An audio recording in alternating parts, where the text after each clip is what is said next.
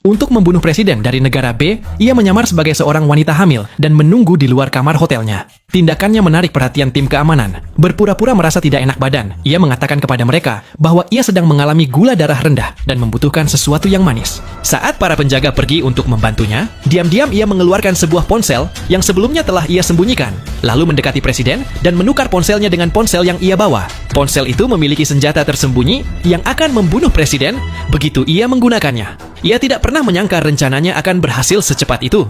Sebelum sempat meninggalkan hotel, presiden sudah tewas. Kepala keamanan segera memerintahkan semua pintu keluar untuk diblokir dan menginstruksikan timnya agar tidak membiarkan siapapun yang mencurigakan melarikan diri. Tepat ketika Lisa masuk ke dalam lift, seorang penjaga keamanan yang sedang menuju lantai 1 melihatnya. Karena ia satu-satunya wajah asing di hotel itu, kecurigaan langsung tertuju padanya. Tiba-tiba, Lisa mengambil langkah pertama, membuat pria itu terkejut. Sang penjaga dengan cepat mengeluarkan sebilah belati untuk melawan. Terjebak dalam perkelahian dengan penjaga itu, Lisa tidak bisa melarikan diri. Bahkan ketika lift mencapai lantai dasar, ia tidak sempat kabur dan terpaksa membiarkannya naik kembali. Saat itu, pertarungan mereka hampir berakhir. Perut palsu yang dipakainya berhasil melindunginya dari tusukan mematikan.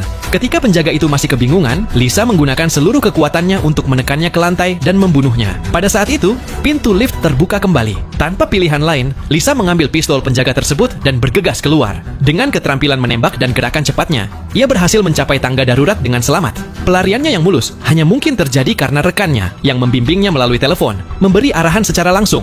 Namun, untuk memastikan semuanya berjalan sempurna, mereka masih memiliki satu langkah lagi yang harus dilakukan. Lisa berlari kembali ke aula perjamuan dan mulai menembaki jendela, menghancurkan kaca. Lalu ia mengambil sebuah kursi dan melemparkannya keluar, membuat orang-orang di jalanan bawah ketakutan. Ketika tim keamanan datang, mereka keliru mengira Lisa sudah melompat dan kabur. Padahal, itu hanya trik untuk mengalihkan perhatian mereka. Pada saat yang sama, Lisa sebenarnya berada di tangga darurat, sedang berganti pakaian. Ia melepas perut palsu dan kembali berdandan sebagai seorang pelayan. Lalu, dengan tenang, ia berjalan turun ke lantai dasar. Para penjaga yang dilewatinya tidak menaruh curiga sedikit pun, dan ia keluar melalui pintu depan tanpa masalah. Namun, Lisa tidak menurunkan kewaspadaannya. Sebagai seorang pembunuh terlatih, ia tetap waspada jika tim keamanan menyadari kebenarannya. Sesampainya di stasiun kereta bawah tanah, ia kembali berganti pakaian dengan cepat. Kali ini, ia tampil seperti seorang wanita modis, sangat berbeda dari penyamarannya sebelumnya. Namun, tepat pada saat itu, sesuatu yang tak terduga terjadi. Rekannya, yang membantunya dalam rencana pelarian, mengalami masalah. Nah, cuplikan adegan film ini Mimin ambil dari serial TV yang berjudul Butterfly 2025.